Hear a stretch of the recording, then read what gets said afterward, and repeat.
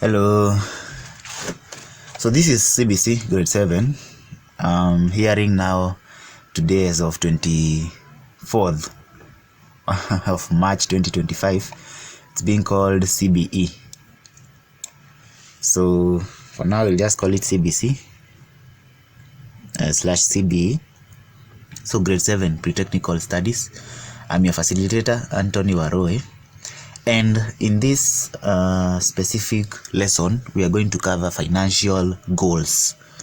So financial goals is a substrand under entrepreneurship, and it's the last substrand in pre-technical studies grade 7, financial goals. And that is what we are going to cover. So what is financial goals? Financial goals, or what are financial goals? Before I give you this explanation, it's good that I start by giving a scenario. For example, you've finished university. You've studied and finished university. And then you say, in the next 1 year, I want to own a bicycle or a motorcycle. I want to own a television. I want to own a radio. I want to own a good shoe, So when you say you want to own something, it means something you want to own is something that you have bought. And something that you buy or something that you have bought means that, or you want to buy, means that it's a target. You've set a target and you want to buy it. So from that, we get the word financial goals. They are goals that you want to satisfy financially or with the money. Okay?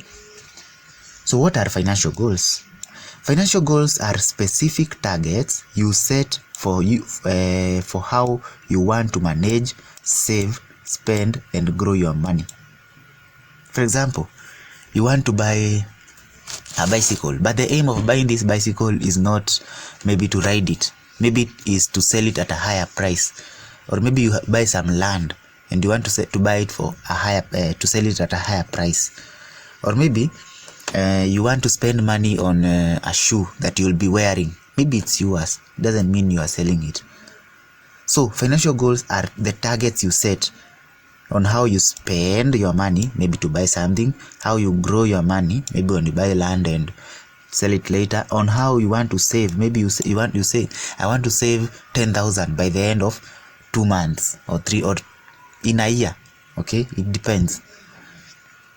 So the specific targets that you set on how you want to manage your money, save your money, spend your money, or even grow it is what you are calling financial goals.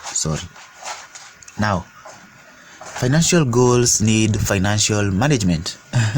What do I mean by that? For you to buy an expensive car, for example, you need to manage your finances. That is what you are calling financial management. Okay? For you to buy a good television, maybe a 120-inch television, you need to do some financial management. You need to save your money well, manage your money well, spend your money well, grow your money. Okay? So what is financial management? Financial management now is the process where individuals or organizations plan, control, and monitor the usage of money for defined purposes. For example, if you have a company that has a revenue of 1 million and you want this company to do what? You want to use this company to grow your company into other what is the suitable name for growth of other companies? To set up new businesses based on this business, and this business or this company is the one that is going to give out money to start another business under its name. So one thing, you cannot spend your money on salaries, all your money on salaries. No, you cannot spend all your money in investing in unnecessary things in the company. No, you need to monitor the usage. You monitor the usage of that money for defined purposes. A defined purpose may be expansion.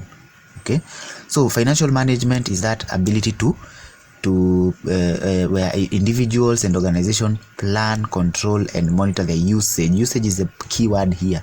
You can even say plan the usage, control the usage, or monitor the usage of money for defined purposes. So that is financial management.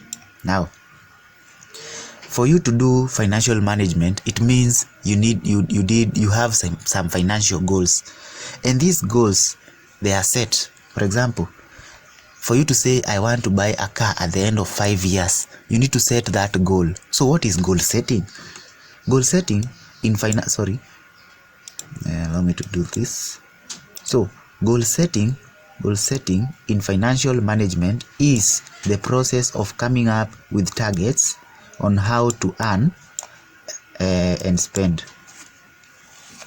Okay. Goal setting is in financial management is the process of coming up with targets. Actually, this is not important. Okay, what is important here is up to that point.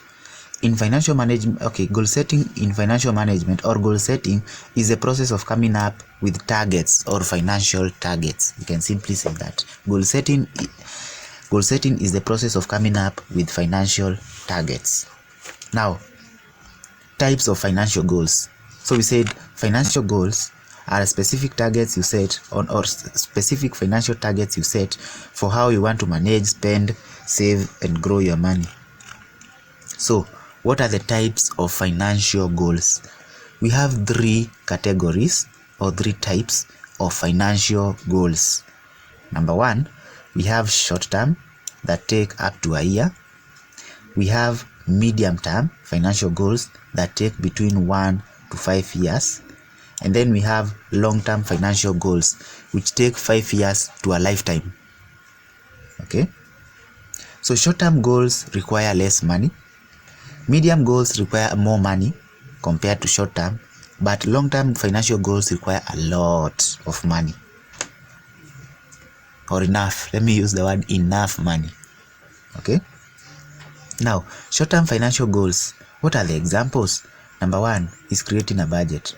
For example, you want to start a business, or already you have a business, but in this business you want to give your employees lunch or breakfast. Or let me use something small. Okay, something small. For example, you want to go to the shop or to the supermarket to buy something, so you need to create a budget. So that is a short-term financial goal. It is something that maybe it's going to take a day. That is why it is called short-term. You cannot go and do impulsive buying where you buy something because you have money, you just buy anything. No, you need to create a budget. So that falls under short-term financial goals. Another thing is paying your small debt. For example, you owe someone 10,000 shillings. So you can say in a month you'll be paying them 1,000. You see, that is short-term financial. After you've listed it in your financial goals, when you are doing goal setting, when you're doing goal setting, it is important to have a table like this: short-term, medium-term, and long-term. So short-term, you can put there paying off a small debt. Okay. Another thing is saving for a vacation. For example, you are someone like me who likes going for vacations, or who likes good and cool gadgets. So you can put that under short-term financial goals. I hope you're getting the point. Now the other thing is, or the other type of financial goal is medium-term. Now this one requires a little bit more money and a little bit of more time, between 1 year to 5 years. Number 1 is buying a car. To buy a car, you really need to say a good car. Okay, not just a car, a good car. You really need to save. You really need to keep a lot of money. Okay, like 5 million, 3 million onwards. Another thing is saving for a wedding. If, for example, you are married, for you to get married, you need a good reception. So you need a lot of money. So that is another medium-term financial goal. It takes time, more time compared to short-term. Starting a small business. For example, you want to start an electronic store in your center. That for you to start it, maybe you don't have enough money. You need to save. You need time to plan. Okay. So medium-term financial goals take between 1 to 5 years, and here they are. The other thing, or the other type of financial goal, is long-term financial goals. Now these ones take a lot of time and require a lot of money. They take a lot of time and they require a lot of money. Now, for example, buying a home or buying a house, that is the best word is buying a house. You need like 20 million, 30 million to buy a good house. So you see, that now requires a lot of time and requires you, it's a long-term financial goal. It is not short-term, it's a long-term. Unless you use other means. There are many means you can use, but it is considered a long-term financial goal. Saving for children education. For example, you are 20 and you're planning on getting married at 30. So you can start saving and say this money will be used for the education of my children. Okay. Another thing is building a retirement saving plan. For example, one thing with us humans, you cannot work all your life. Of course not. And because you cannot work all your life, or you cannot spend all your time working, when you are around 80, of course you don't have the ability maybe to do certain tasks. What you can do is build a retirement saving so that at that time you still have money to sustain you. Okay, so long-term financial goals take a lot of time from what you can see here. So these are the types of financial goals. We have short-term, medium-term, and long-term. Now, what is the importance of setting up goals? 1, it helps you set priorities and focus on them. For example, if you want a good gadget, that is your priority. When you set that priority, that is an importance of setting of what? Of goals. It provides motivation. For example, you want to buy, it's a long-term thing, you want to buy a car. It means you need to be motivated to work, to look for that money, to keep moving forward, even when you have unexpected challenges. Okay? So it provides motivation to work. Actually, that should be the word. It provides motivation to work. So yeah, it provides motivation to work or to keep moving forward. It provides how much money to save. Okay, if you want to buy something, you need to outline how much you want to save. So it provides you with how much money you save. Another thing, it enables a person to track progress towards the goals over time, enhancing accountability. That should be the point, accountability. If you want to buy something and it's really in your goals and it needs you to set up or to save a lot of money, it means you have to be accountable with how you spend your money. Okay, so it is accountability. You can just say accountability. It helps you to track the progress towards your goals over time. Another thing, it helps determine the best tools and methods that will support the efforts to achieve them. For example, you want to buy a car and you are earning 15,000 a month, and your goal is to buy a car in 2 years.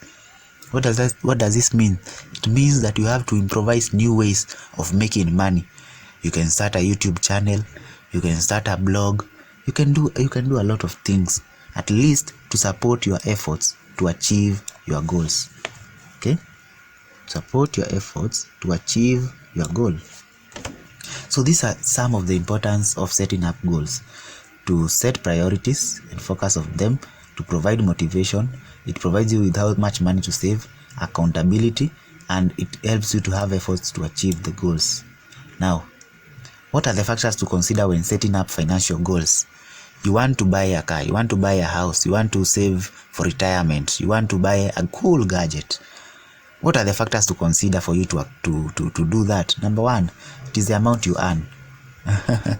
You cannot be earning a less amount and you want to buy maybe you want to buy a 50 million shillings house, but you are earning 10,000 in a month. That is unrealistic.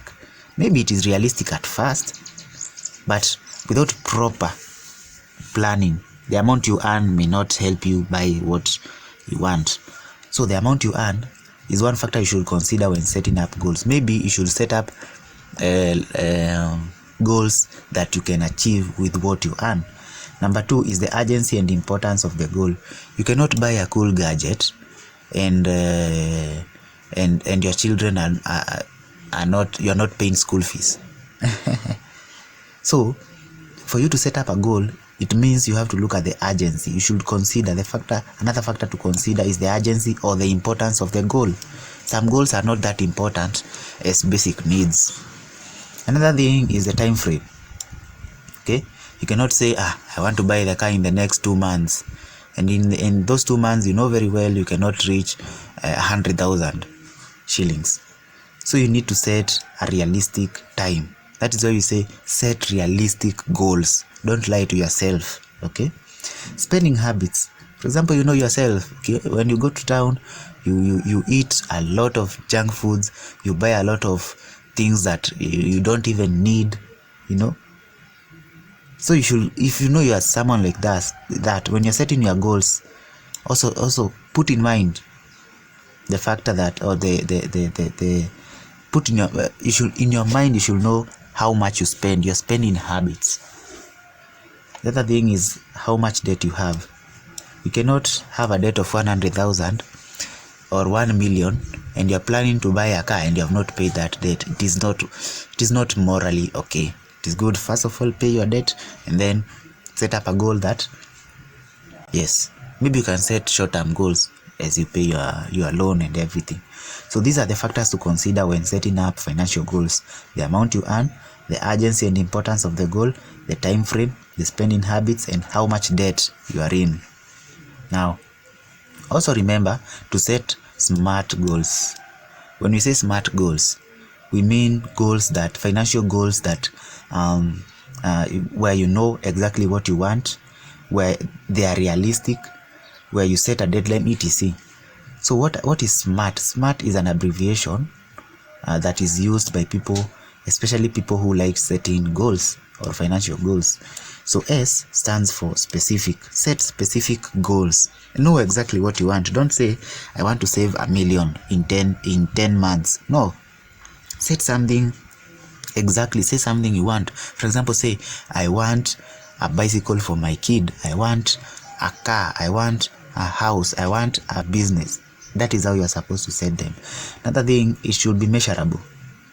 Attach a number to it. For example, I want to buy a 10,000 shilling bicycle. Don't just say I want to buy a bicycle. You might save 2,000 and then when you go to buy a bicycle, you are told a good bicycle ranges between 10,000 and 20,000. You see, attach a number to it. Another thing, you should set a goal that is achievable. For example, you know yourself, you know how much you earn. You cannot set a goal of owning a multi-billion-dollar business with how much you set realistic goals, and then from there you can, yes, and set something that is achievable. Another thing is set relevant or realistic. Make sure it fits your priorities. Okay. The last thing is time bound. Set a deadline. Tell yourself, before the end of the year, or before the end of 2 years, or before the end of 3 years, I need this and that. Okay. So set SMART goals. Set SMART goals. Specific, measurable, achievable, relevant, and time bound or bound. Now, let us go to, we talked about the types of financial goals. So I did this, it's not in the syllabus, but I did this to help you, okay, when you're setting your financial goals. If, for example, there are financial goals within a year, this is an example of what you can say.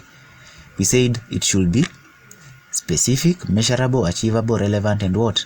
So this is an example of SMART goals. So for short-term financial goals, SMART financial goals, you can say save 10,000 for emergency fund. That is, in case of an emergency, you have 10,000 somewhere to facilitate that. Create and stick to a monthly budget. If, for example, you have a budget that you stick to monthly, you can set that as a financial goal.